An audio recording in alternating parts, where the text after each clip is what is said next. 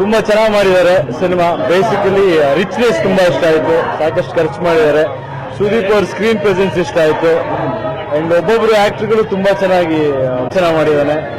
ಪ್ರತಿಯೊಬ್ರು ಅವ್ರವ್ರ ಕೆಲಸ ಚೆನ್ನಾಗಿ ಮಾಡಿದ್ದಾರೆ. ಪ್ರತಿ ಫ್ರೇಮ್ ಅಲ್ಲೂ ರಿಚ್ನೆಸ್ ಕಾಣಿಸ್ತಾ ಇದೆ, ಒಂದೊಳ್ಳೆ ಟೀಮ್ ವರ್ಕ್ ಕಾಣಿಸ್ತಾ ಇದೆ. ಅಂಡ್ ತೆಲುಗು ಸಿನಿಮಾ ನೋಡಿದಕ್ಕಿಂತ ರಿಚ್ ಆಗಿ ತೆಗೆದಿದ್ದಾರೆ. ತುಂಬಾ ಖುಷಿ ಆಗ್ತದೆ.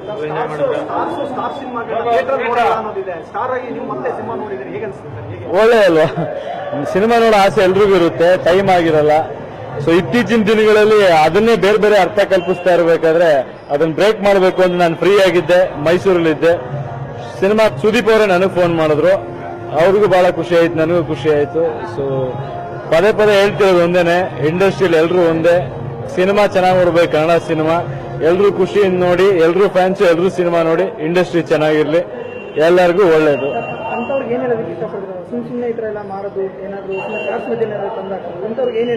ಇಲ್ಲ, ನಮ್ಗಳ ಜವಾಬ್ದಾರಿ ಇರುತ್ತೆ. ಕೆಲವೊಮ್ಮೆ ಸಿನಿಮಾ ಸ್ಕ್ರೀನ್ ಮೇಲೆ ನಾವು ನೋಡೋದು ನೋಡಿ ಅವ್ರಿಗೆ ಇಂಪ್ಯಾಕ್ಟ್ ಆಗಿರುತ್ತೆ.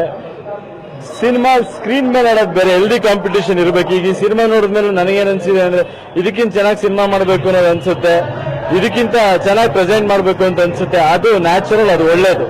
ಅದನ್ನ ಬಿಟ್ಟು ಸುದೀಪ್ ಅವ್ರಿಗಾಗ್ಲಿ ನನಗಾಗ್ಲಿ ಅಥವಾ ಬೇರೆ ಯಾರೇ ಹೀರೋಗಳಾಗ್ಲಿ ಯಾರಿಗೂ ಏನಿರಲ್ಲ.